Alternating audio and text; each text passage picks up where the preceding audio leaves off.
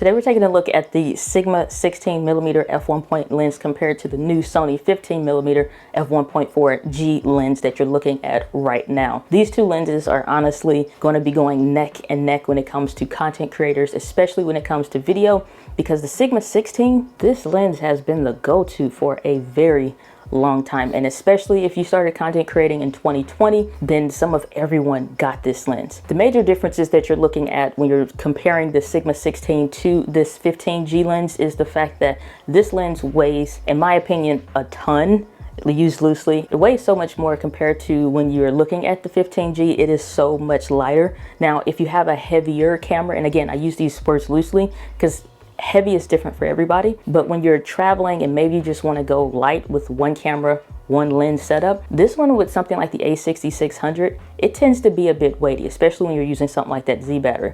But with the ZVE10 or something like that, that's so much smaller and lightweight, now your setups tend to make more sense. But if you can get rid of some of the weight and still keep the background blur and all of that, most people would want to go with that 15G solely off of weight. So this is the 15G. We're going to switch over to the Sigma 16. So now we've swapped over to the Sigma 16, and with me still sitting in the same spot, you can see just that little bit of a millimeter's difference of what we lost in the shot aspect ratio. But that's honestly not that big of a deal. What I honestly miss, just switching between the two, is the ability to use this custom button on the side of the lens, because I can program this to be the record button, or I can program this if I'm using something like the Sony a7C to switch between the APS-C crop mode or something like that. If I'm trying to use a couple buttons, maybe different stuff from photography to videography type things. This is another feature that the Sigma 16 doesn't have, and that is the aperture ring. And you can see that it can go from smooth, which they've added another button on this lens to make it clickable,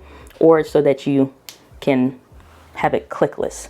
When that click is on, it's like a chipmunk a little bit. So Sony is clearly thinking about photographers in mind that like that, honestly, that click feeling that you get in. It honestly feels kind of nice in the hand. So that confirmation that you have, it's not too aggressive as we may see on some lenses.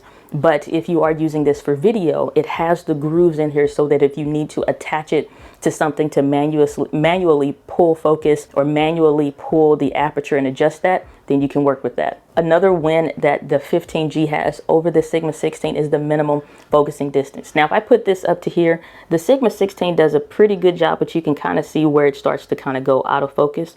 So I'd say about there comfortably before it's not in focus any longer. Whereas on the 15mm lens, it is much closer. So now we're switched back to the 15G, and if I put this lens up to it, the minimum focusing distance tends to be about there on that lens element before it starts to not be in focus anymore.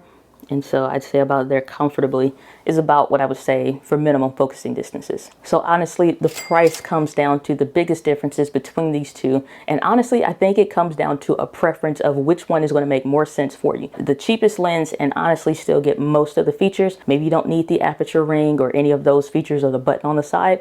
Then I honestly think the Sigma 16 is going to be the better lens for you. But do you need sometimes those various features like the custom button? But let's say you're carrying full frame lenses and you're wanting to have this lens that works for photography or something like that. I can't speak to any color shifting or color differences or even ghosting. I haven't noticed anything in the content creation that I've been doing with it. So I think that would probably be up to some of the photography creators on the platform. However, if you are adding in an extra lens that is only going to be used sometime, it does make a difference when it starts to be a weighty experience, something like this. Now, if you're coming from full frame lenses, no big deal. Maybe you're used to the weight. But if you are wanting to just throw something in that's super lightweight, then the 15G is going to be best for you.